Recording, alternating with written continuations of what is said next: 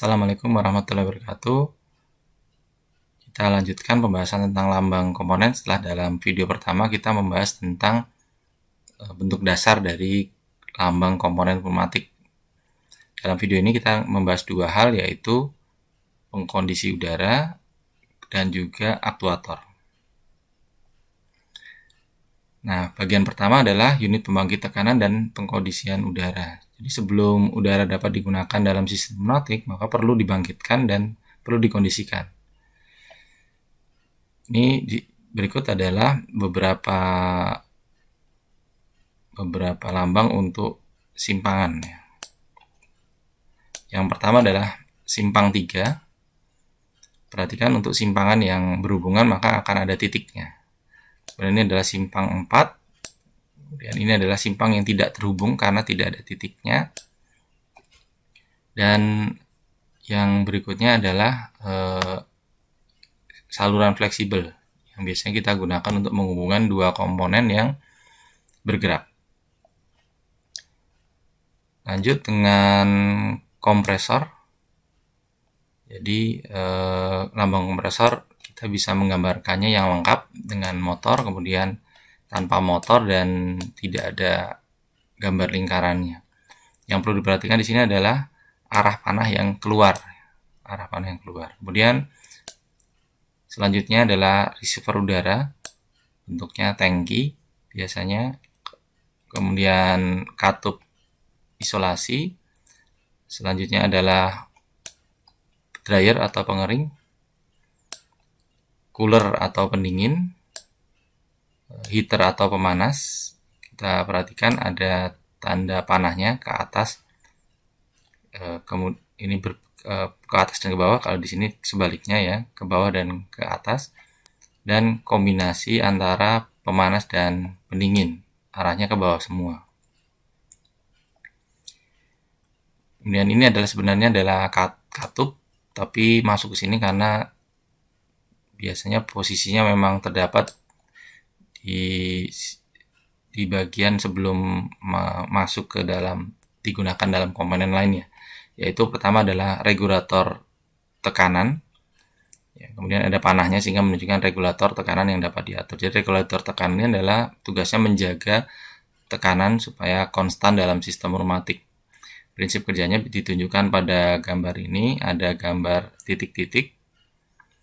Gambar titik-titik ini adalah, jadi kalau udara masuk, kemudian di sisi exitnya ini, di sisi hilirnya ini tekanannya turun, maka tekanan itu akan mengurangi hambatan pada katup sehingga udara akan lebih banyak yang masuk. Sebaliknya kalau tekanan di sisi hilir ini lebih besar daripada yang kita set, maka dia akan menekan katup ini sehingga katup ini akan tertutup. Kemudian yang sebelah bawah diberi tambahan ada aksesoris berupa pengukur tekanan. Kemudian berikutnya adalah water separator, karena kita tahu udara bertekanan itu memiliki kelembaban, dan pada udara bertekanan kelembaban itu cenderung relatif untuk mudah terpisah. Nah, uap air yang terdapat pada udara bertekanan tersebut kita kurangi pada water separator sehingga mengurangi resiko kerusakan pada komponen-komponen pneumatik. Berikutnya adalah filter, karena udara ada debu dan kotoran lainnya, kita bersihkan dengan filter. Kemudian komponen bergerak pada sistem pneumatik memerlukan pelumas, sehingga kita sebelum kita gunakan maka kita beri pelumas terlebih dahulu. Dan ini adalah kombinasi dari water separator, filter, lubrikator ditambah dengan regulator. Jadi bagian ini adalah bagian filter dan water separatornya. Kemudian ini adalah regulator beserta pengukur tekanannya, dan di sini adalah lubrikator atau lubrifier. Kalau kita lebih sederhanakan bentuknya seperti ini.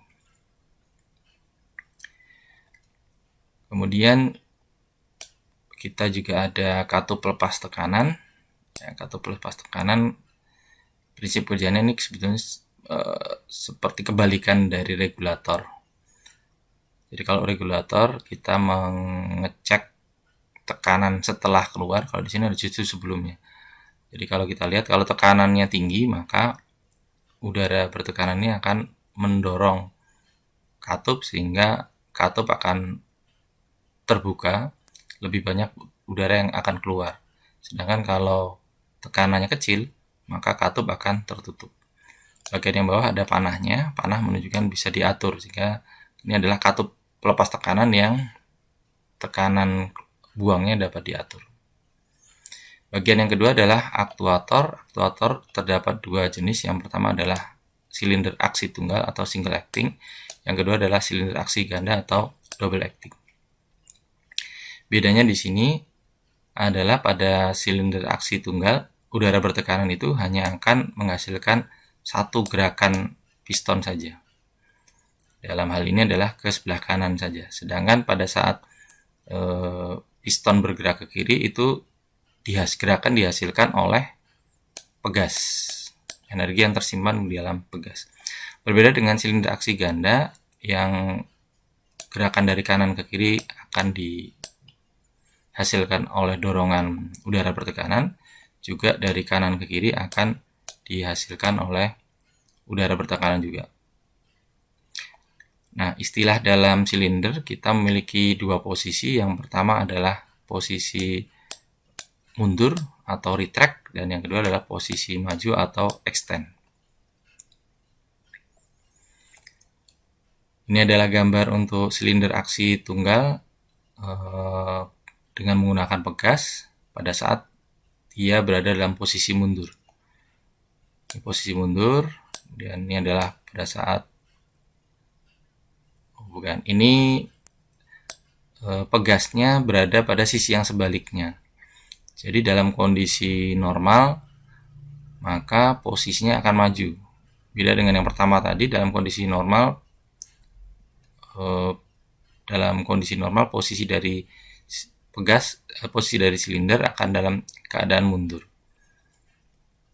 Kemudian silinder satu aksi tunggal itu juga dapat bukan hanya dengan menggunakan pegas, tapi juga dapat menggunakan gaya eksternal lainnya. Contohnya adalah gaya gravitasi misalnya.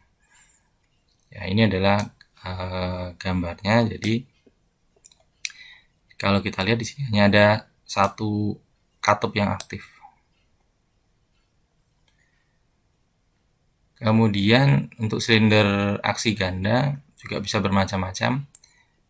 Ini ada gambar bantalannya. Ada dua persegi panjang di depan dan di belakang dari piston. Ini adalah menunjukkan bantalan yang untuk mengurangi efek benturan pada saat gerakan silinder. Kemudian tipe berikutnya dari silinder ada yang kita sebut sebagai through rod, di mana batangnya terdapat pada kedua sisi. Selanjutnya ada silinder aksi ganda magnetik, jadi di dalamnya terdapat magnetik. Dan berikutnya ada silinder aksi ganda rodless. Rodless itu artinya tidak ada, ya, ini tidak ada batangnya. Kemudian untuk menyederhanakan gambar silinder, lambang silinder, ini berikut beberapa lambangnya. Jadi kita bisa menggambar dengan lebih sederhana dan lebih cepat. Ini untuk silinder kerja tunggal gaya eksternal. Kemudian ini silinder kerja tunggal untuk pegas. Berikutnya adalah silinder kerja ganda untuk tanpa bantalan. Ini dengan bantalan dapat diatur. Ini through rod dengan bantalan yang dapat diatur juga. Selain aktuator untuk gerakan translasi, maka juga ada aktuator untuk semi rotari. Ini gambarnya. Ini adalah aktuator semi rotari untuk kerja ganda. Perhatikan ya bedanya antara kompresor dengan motor pneumatik. Ini motor pneumatik yang bawah. Kalau kompresor tadi arah panahnya keluar, kalau motor pneumatik arah panahnya ke dalam. Nah, untuk menunjukkan arah gerakannya, maka kita lihat dari arah panahnya. Kalau yang tengah ini arah panahnya hanya satu, berarti dia hanya bisa satu gerakan. Sedangkan yang bawah ini arah panahnya ada dua, maka ini menunjukkan bahwa motor pneumatik ini dapat berputar counter clockwise maupun clockwise. Demikian untuk video lambang komponen pneumatik bagian kedua ini. Kita telah membahas tentang sistem pembangkitan dan pengkondisi udara, kemudian dan aktuator. Nanti pada bagian ketiga kita akan mempelajari lebih lanjut untuk katup. Terima kasih. Wassalamualaikum warahmatullahi wabarakatuh.